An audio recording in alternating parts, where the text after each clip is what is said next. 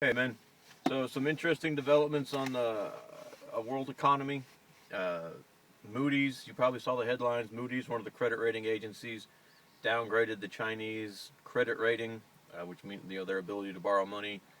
Uh, on the surface, it's not a big deal because China doesn't borrow money. China prints money, but uh, but what's interesting about it is that the credit rating agency said that their economy is slowing down, and the near to midterm outlook is further slowing, and they're going to have to do structural changes. And this doesn't surprise anybody, but the fact that the the financial elites are admitting it means that it's getting to an end stage.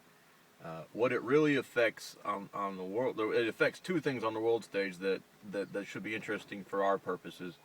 Uh, First off, there's a lot of banks and institutions that are exposed directly to China because China was supposed to be the next hot investment, and everyone wanted to get in there. So there's a lot of companies and institutions and whatnot that have direct exposure to China. The other thing is that China has been building a massive strategic oil reserve for years. I mean, massive. And there's been speculation for a while now that they were about to slow down and quit filling it. But if their economy really is hurting and their credit rating goes down, they might stop filling the oil reserve sooner than expected or quicker than expected. In which case, the price of oil could fall even lower.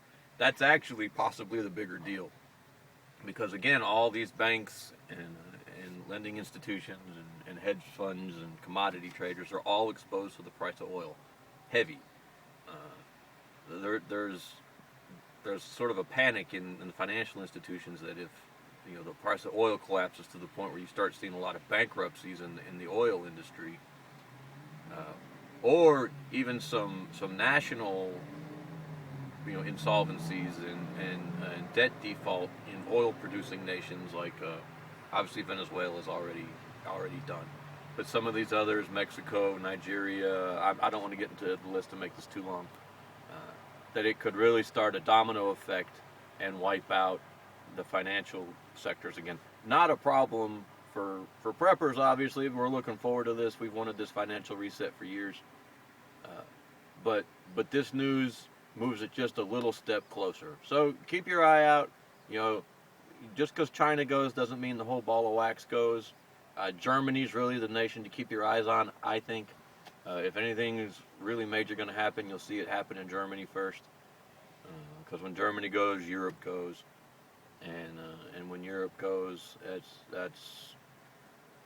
that's game over economically, at least for right now, for the current situation. Europe is as it always is. Incidentally, I'm getting off track.